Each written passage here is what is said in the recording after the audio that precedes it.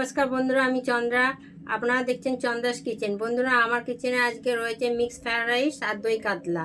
তাহলে চলুন বন্ধুরা দেখে নিই মিক্স ফ্রায়েড রাইস করতে প্রথমে আমাদের কী কী উপকরণ। ফ্রায়েড রাইস করার জন্য আমি প্রথমে সবজিগুলো কেটে নিয়েছি। এখানে আমি নিয়েছি গাজর, এখানে নিয়েছি ক্যাপসিকাম, এখানে নিয়েছি বিনস, আর এখানে নিয়েছি লঙ্কা কুচি 3টে, এখানে একটু আদা কুচি আছে, আর নিয়েছি একটা পেঁয়াজ কুচি।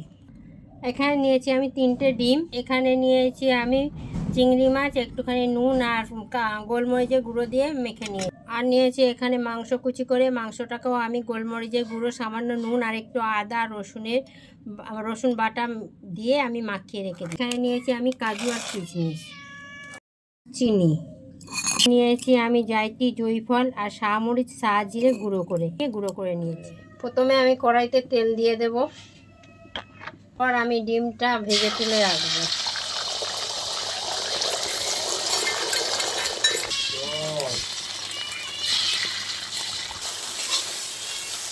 পরে আমি আবারও কড়াইতে সাদা তেল দিয়ে দিলাম। এরপরে আমি আমার চিংড়ি মাছগুলোকে ভেজে তুলে রাখবো।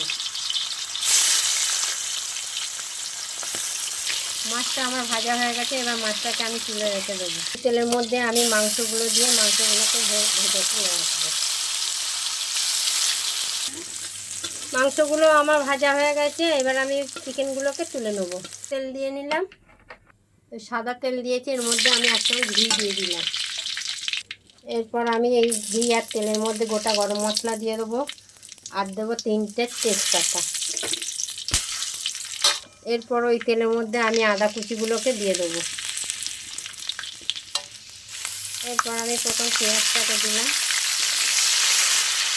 ক্যাপসিকাম, বিনস আর গাজরটা একসাথে দিয়ে দেবো, সঙ্গে লঙ্কা কুচিটাও দিয়ে দেবো। এর মধ্যে আমি এবার কাজু কিশমিশটা দিয়ে দেবো, দিয়ে একটু নেড়ে চেড়ে নিয়ে নুন আর চিনি দিয়ে দেবো। আমি এখানে পরিমাণ মতো নুন দিয়ে দেবো, আমি চিনি দিয়ে দিলাম, এখানে আমি 2 চামচ চিনি দিয়ে দেবো। এবার আমি মাংস, ডিম আর চিংড়ি মাছ ভাজাটা একসাথে মিশিয়ে দিলাম। এর মধ্যে আমি ভাতটা মিশিয়ে দেবো।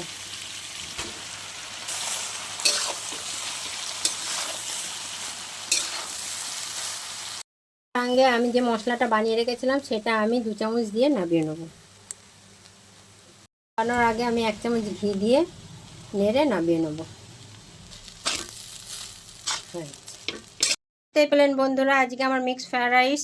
আপনারা একবার হলেও করে খেয়ে দেখতে পারেন। আশা করি ভালো লাগবে। ভালো লাগলে লাইক করুন, কমেন্ট করুন এবং বেল আইকনটি প্রেস করুন। ধন্যবাদ।